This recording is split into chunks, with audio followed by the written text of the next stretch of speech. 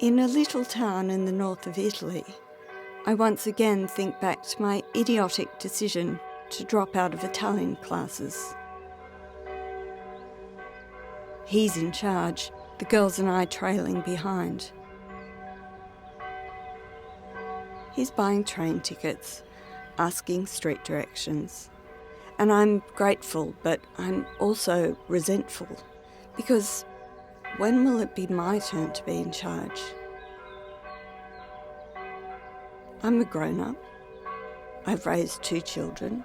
I have a job, and I mostly pay the bills on time.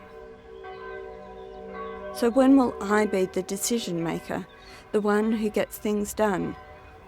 When won't I have to depend on him?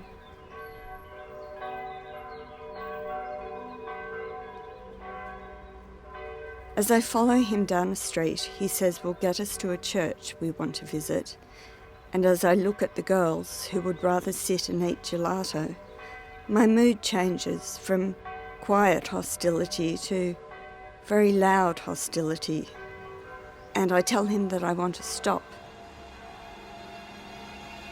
that my feet hurt, that the girls are tired and I'm tired and it's hot, and I'm sick of him going on and on about churches and art and where the laundromat is. Why are we here when you're sick? When you have cancer in your lungs and your spine and you can't breathe? What is it with you that even now you have to be in charge? When will you see the doctor? So we know when you'll be ready to die.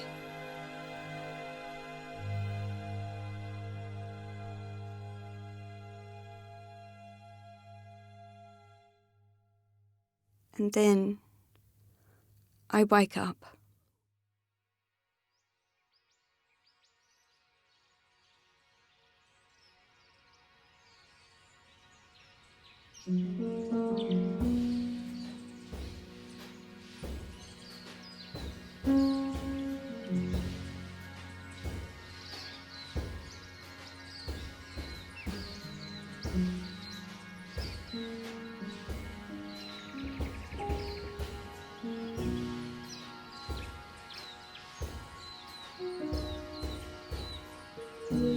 I'm Sophie Townsend with Goodbye to All This, an original podcast from the BBC World Service. Chapter 12. Moving.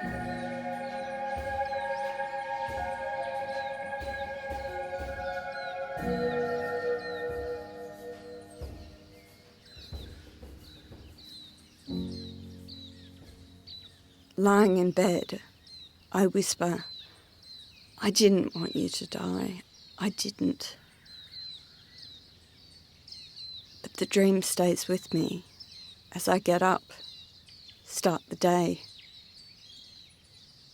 We're moving house and I'm getting sick of packing up. My back aches from leaning down into drawers, cabinets, cupboards, packing our things, carting the boxes downstairs to the living room, where they stand in cardboard towers, ready for the move. After a morning of packing and cleaning, I go downstairs for a cup of tea, sit on the floor in the dining room. As I do, I look at the way the autumn sun comes in through the window, dust dancing in the light.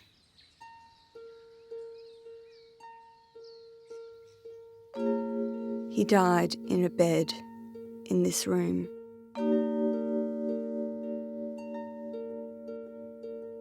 The pain was so sharp after he died, but now, all these years later, it's a dull ache. It's there when I look over at the couch, the one he sat on, waiting to die. Or when I'm in the garden, remembering the way he played with the kids, chasing them with a hose. And it's there too when I walk on the floorboards and wonder about the ones that seem to be rotting, Or when I look at that small crack in Poppy's wall that seems to be getting bigger in the dry, rainless summer. It's there when the neighbour tells me that the ivy on our shared wall has got dangerous, will damage the bricks. And even though I like the way it's grown in through the bathroom window, the vine's growing into a lovely frame around the bath, I need to get rid of it. Russell would never have let it get to this, he said, which was true. Russell had no sense of romance, I said, which wasn't quite. There's not a corner of this place that isn't heavy now, heavy and sad. And you think you can live with it because it's just enough in the background to imagine it's not so bad. But when I realise we don't have to live with it here, I feel a release. And I can tell the girls do too, when I let them know that I think it's time.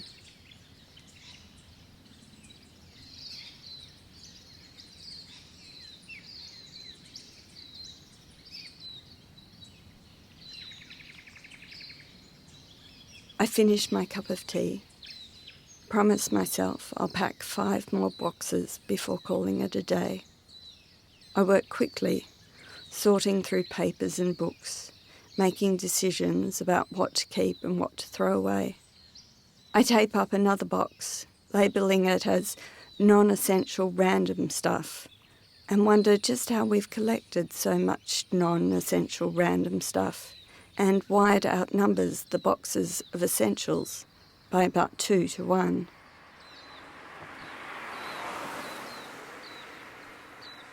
When he was sick and we knew the worst was coming, Russell wondered whether I could manage the house on my own, so big and old and ready to fall apart. But we stayed, even when I really wanted to run away, because we needed to.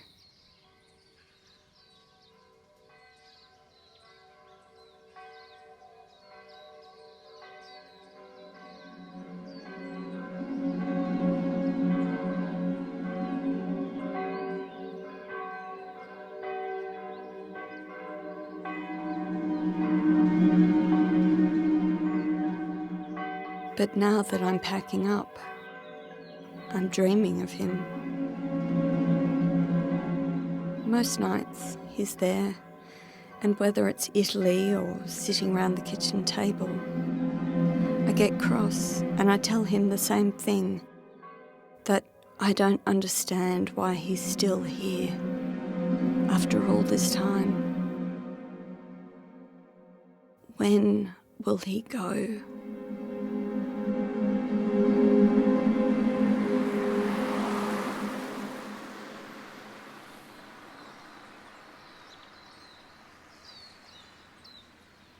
On moving day, with the boxes in the van and the surfaces cleaned of dust, when we've said our final goodbyes to the house, I go back to make sure we're not leaving anything behind. I look behind doors and in wardrobes and I check the hallway cupboard. And it's there. I find Russell's diary from 2012. He died in February that year, so most of the pages are empty. But he's got all the appointments he had in the final weeks of life, all written in pencil, his handwriting loopy, but precise. The palliative care doctor, the insurance guy. And there's the name of the tree lopper he got in, because he'd become fixated on some overhanging branches no one else could get interested in. I flick through the pages, and it turns out it's not as empty as I thought. He's marked when bills are due throughout the year, the date the car is due for registration. He's got a dentist appointment marked for September. He thought he'd be alive in September. He was so sick, but he thought he'd live. I tucked the diary into my bag.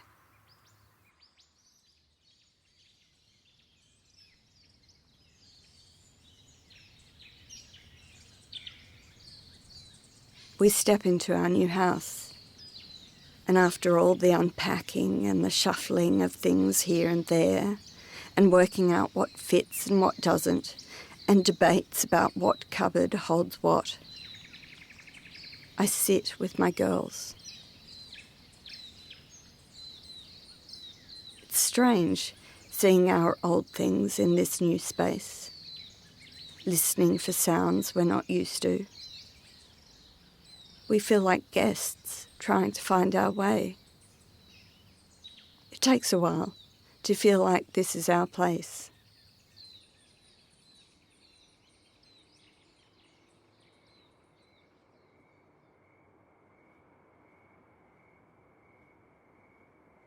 I thought the dreams would stop once we moved. That in a new bed, in a new bedroom, with its pink and amber stained glass windows, that I'd be free of them. But if anything, it's worse. And it's always the same thing I say to him. Can't you make up your mind? Can't you please go?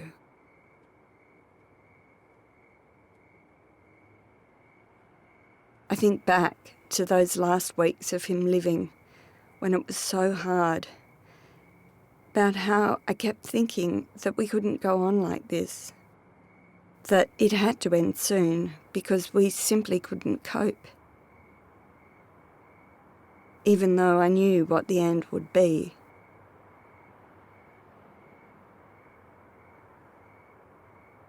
Was I willing him to die?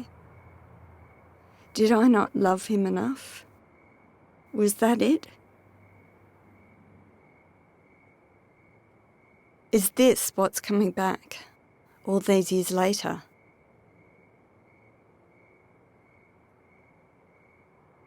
So I whisper, I never wanted you to die.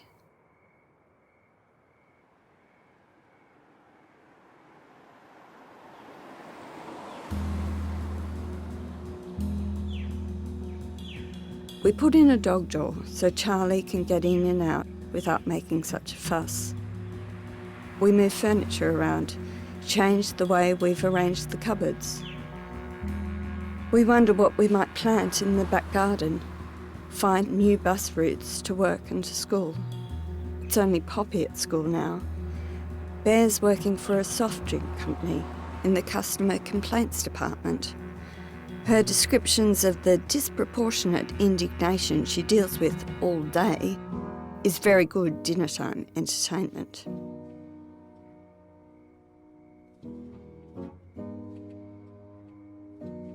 In our new house, Poppy never comes to sleep in my bed. I tell myself that it's because her room used to be right next to mine in the old house, and it was easy, even half asleep, for her to wander in on nights she needed the company. She's upstairs now and I'm down, and it's all too hard to visit me in the dark. But it's more than that. She's almost all grown up now, in her second last year of school.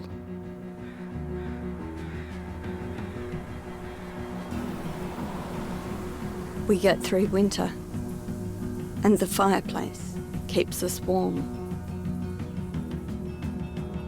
And then, just as spring begins, Bear leaves. After scrimping and saving, she's going to Europe, to see Spain and Croatia and Germany and Portugal, to go to galleries and museums and meet people in pubs and dance in clubs and walk in cities I've never seen. It takes us a while to get used to it, just being the two of us. But Poppy and I ease into our life together. I like our sunny backyard. I like the neighbours and the community garden with the shared compost bin I feed with our weekly food scraps. There's a pub down the road that sometimes gets noisy. Our next door neighbour has a lovely new baby girl and a dog who drives Charlie crazy.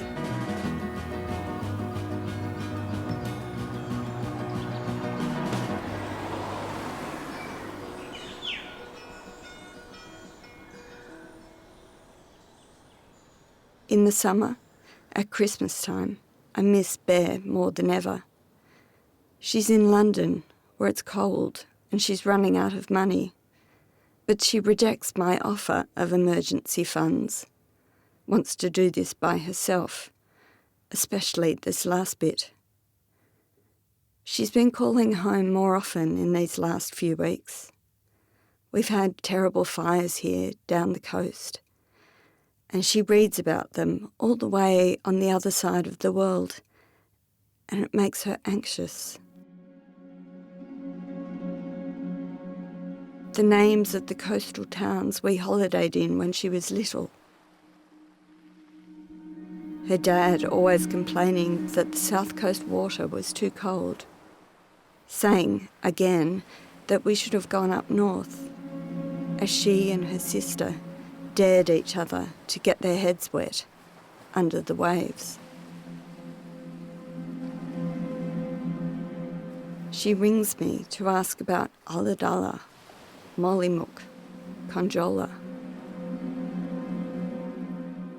I tell her what I know, that it's scary, that towns are burning, and that the smoke blowing into Sydney is getting so bad that people are wearing masks in the street.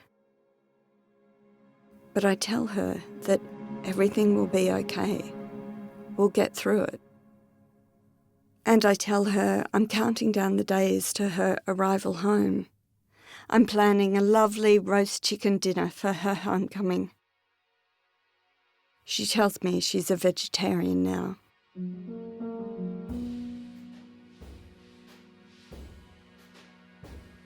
We have a photo of the four of us up on a shelf, the one we took after he got sick.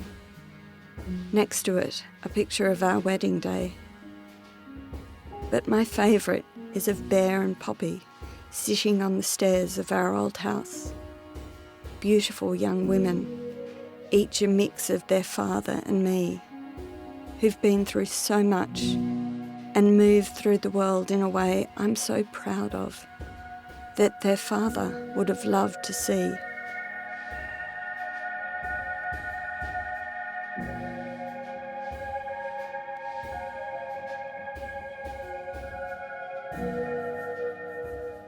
The dreams of him come and go. They don't make me feel as bad as they did, because I know I didn't want him to die. I wanted him to live. And I think those dreams are a way of trying to work out how to live with him not here, when he's here all the time, in my heart and my head. I remember when he died, people said, "He'll always be with you, always." It's supposed to be a comforting sentiment, and it sort of is, but it's also the hard part, to have someone live in your soul but not in the world. It feels incomplete and incomprehensible. But there's no getting around it. I'll feel his absence every day, like a bruise that's tender to the touch. I loved him, and it hurts. But even with that pain, life is good. With all the people around me who stood by me and still do, patiently helping me, helping us get through. It was really hard in those early days and for a long time afterwards, just to see you so sad and knowing that there was just nothing that we could do to make it any better. You were over at our place and we had some friends there that you didn't know that well, and we were talking about Russell, talking about how you were managing, and I said that Sophie just really got on with it, with life. And then you texted me the next day saying how surprised you were that we saw you like that. It's like you've learned who you are, and all these different experiences just reassure you that you are doing a good job of what you've been thrown. I know you think about Russell an awful lot, and I know how deeply you miss him, but your life is very full and you're the person who's made it that way. I know you felt things were hopeless and it was such a struggle and things were falling apart, but you just did all the things you needed to do and you got on with it.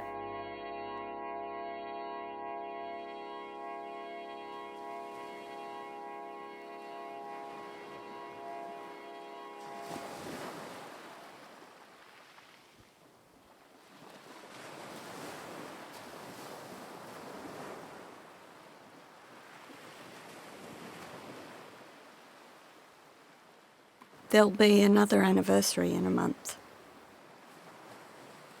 8 years since he died. And by then, Bear will be back home. And I'll hold the girls tight and I'll swim in the ocean and walk by the water and remember the things I love about him. The maddening things too. I'll remember the things I'm grateful for, the things he gave me, taught me, the things he let me teach him.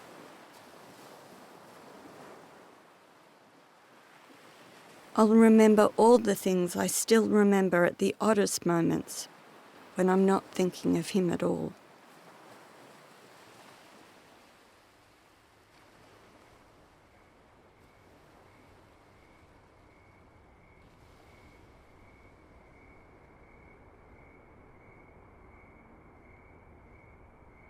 Before I go to bed, I look over at his ashes, still in the ugly plastic container we got from the crematorium. I still haven't worked out what to do with them. Whether to scatter them, take them up the coast, put them in a beautiful urn. There's a whole lot I haven't worked out. But I keep going, keep getting on with it.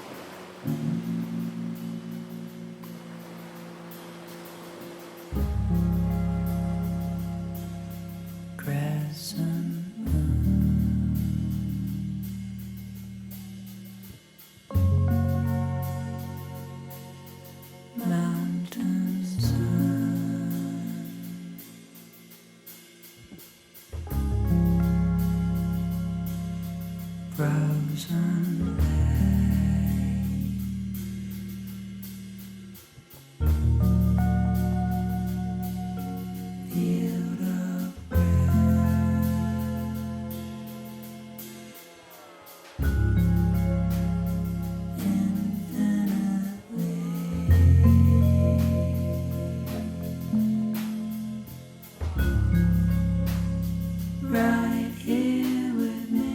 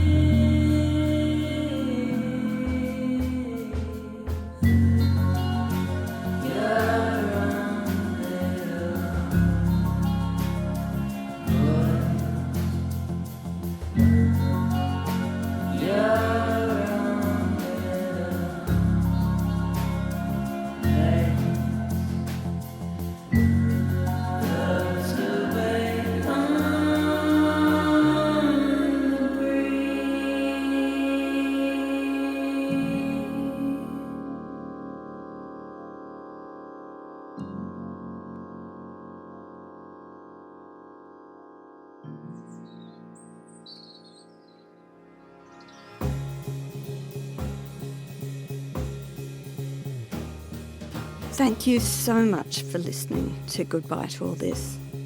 It's been lovely to hear from people who it's meant something to. A few of you told me that you'd cried on the tube, on buses, while riding your bikes. Someone suggested there should be a warning. I hope it made you smile too. Of course, we rely on you to spread the word, so please leave ratings and reviews where you can. They really do help. And please let everyone know about Goodbye to All This and how to find it, especially anyone who hasn't listened to a podcast before. I had to teach several aunts and uncles about podcasting, which was a good exercise in perseverance. You can also now watch Goodbye to All This. Search BBC World Service on YouTube, where you can find the whole podcast with photos and subtitles to help you if English isn't your first language. It's beautiful, and all thanks to the BBC World Service digital team, in particular Anna Doble and Stephanie Constantine for making that possible. And at D8, Lindsay McCarthy, Emma Dernan and Danny McCormick. Goodbye to All This is produced by me, Sophie Townsend, and Eleanor McDowell. Eleanor has been my editor, sounding board and friend, and I can't thank her enough. The music has been specially created for the podcast by Jeremy Walmsley. Mixing was by Eloise Whitmore. Alan Hall is the executive producer. The consultant story editor from CBC Podcasts is Chris Oak. His suggestions and edits always made my script better. The BBC World Service podcast editor is John Minnell. He's the one who let us make this, and I owe him a great deal. Kathy Derrick at the BBC provided editorial guidance. Thank you to all my dear friends and family who agreed to be interviewed, reliving with me memories and reflections of Russell's sickness, his death, and the grief that followed. They were Nicola Atkin, Barbara Campbell, Tom Hall, Lisa Jones, and my mother, Helen Townsend. Other voices were Vicky Angel, Patrick Bolton, Richard Glover, Patrick Townsend, and Steve Townsend. Goodbye to All This is a Falling Tree production for the BBC World Service.